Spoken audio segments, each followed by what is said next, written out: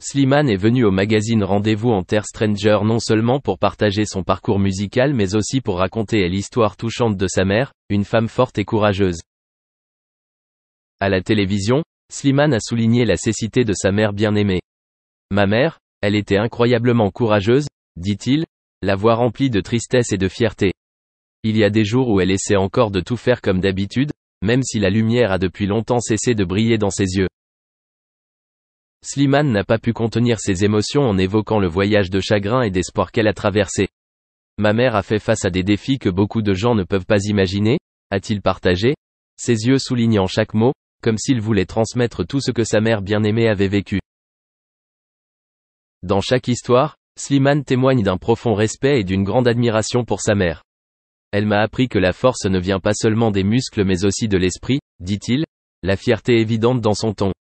Peu importe les difficultés qu'elle a rencontrées, elle a toujours été optimiste et forte.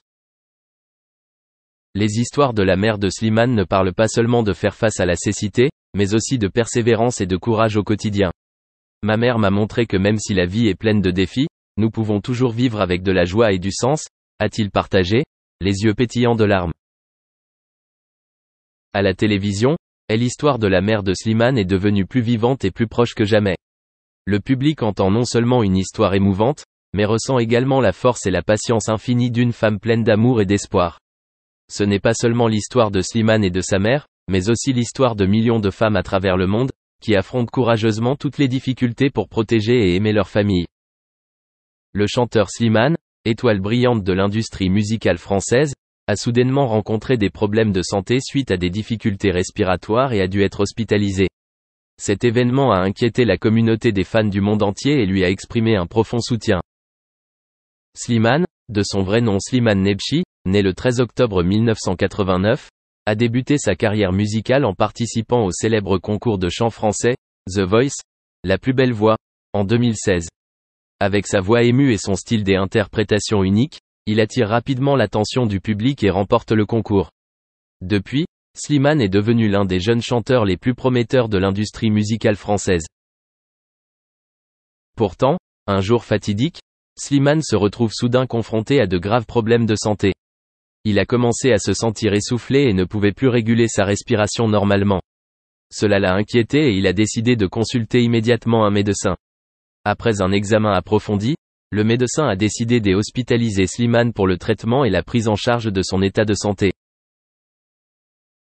Cet incident a provoqué une vague d'inquiétude et de surprise au sein de la communauté des fans de Slimane.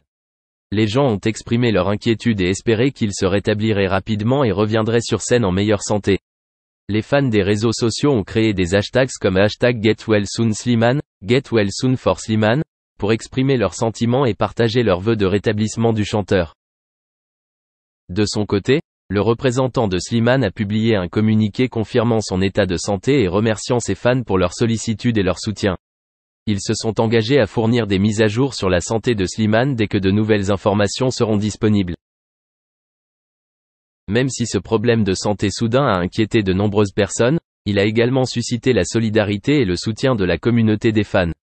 Slimane n'est pas seulement une star de la musique, mais aussi un symbole de force et de résilience, et le souhait de tous est de le voir retrouver la santé et revenir sur scène avec sa passion sans fin pour la musique évanouie. Slimane, chanteur à la voix pleine d'émotion et d'âme, est non seulement un artiste musical talentueux mais aussi une personne profonde et dévouée. Dans l'émission 50 Inside en 2022, il a partagé pour la première fois sur l'état de sa mère bien-aimée. Ce fut un partage émouvant et sincère, comme il l'a dit à Nico Saliagas, « Ma mère est malade depuis longtemps et le diabète lui a attaqué les yeux.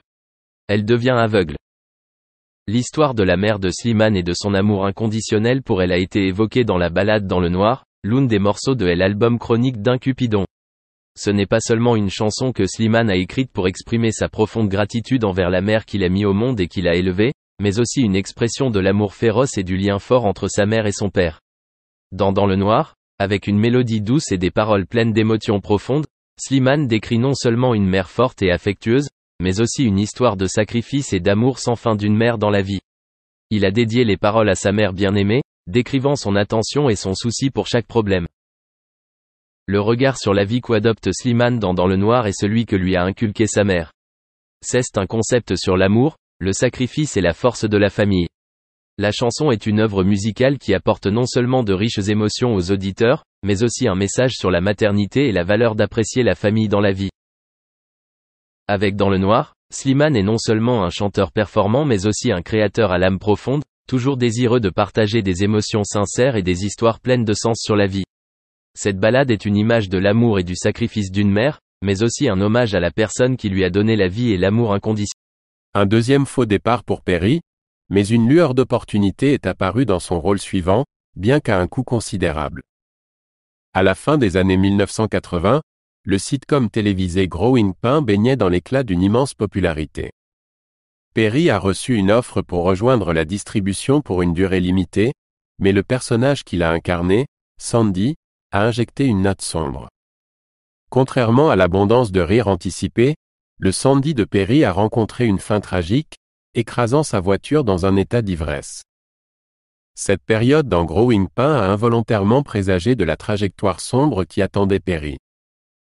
Des coïncidences excentriques entouraient la durée de Perry dans Growing Pains. Notamment, son dernier épisode portait le titre de Second Chance, reflétant la dénomination de son précédent sitcom malheureux. De plus, le personnage de Perry, Sandy, partageait un trait particulier avec Chandler de Friends, tous deux recourant à l'humour dans les moments d'inconfort.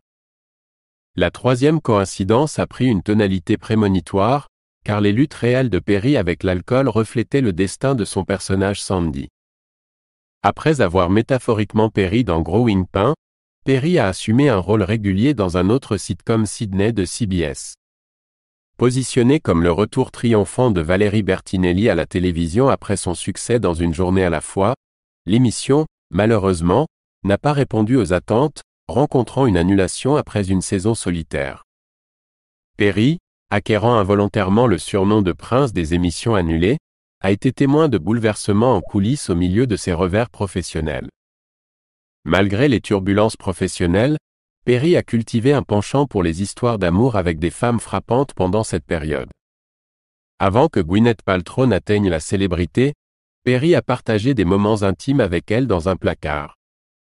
De plus, il a affirmé avoir joué à un jeu amoureux avec Valérie Bertinelli, même alors que son mari Eddie Van Halen gisait inconscient dans la pièce adjacente. Un rendez-vous avec Cameron Diaz, cependant, a pris une tournure inattendue lorsqu'elle a involontairement donné un coup de poing au visage de Perry, contrecarrant toute perspective de baiser. En envisageant un éventuel départ de l'industrie du divertissement, Perry a saisi une dernière opportunité sous la forme de l'Axe 2194, un projet apparemment calamiteux centré sur les bagagistes de l'aéroport de Los Angeles dans l'année lointaine de 2194. Perry a complété le pilote, anticipant le rejet imminent qui accompagnait généralement de telles entreprises. Cependant, le destin est intervenu de manière inattendue. Alors qu'il attendait le verdict attendu sur le sort de l'Axe 2194, Perry a aidé de manière altruiste un ami à se préparer à une audition. L'audition concernait un sitcom générant un bouche-à-oreille positif, 6 of 1. L'assistance désintéressée de Perry a pris une tournure surprenante lorsque, du jour au lendemain, il a reçu un appel téléphonique. 6 of 1 a exprimé son intérêt pour le considérer pour l'un des rôles, marquant un tournant inattendu dans son récit. Au milieu du dilemme de casting auquel étaient confrontés David Crane et Martha Kaufman pour le personnage renommé pour son esprit et son sarcasme dans 6 of 1, aucun candidat n'a réussi à insuffler le dialogue avec la brillance requise. Matthew Perry, bien versé dans le script en raison de son aide à un ami, a trouvé le destin l'appelant. Malgré l'audition impressionnante de Perry,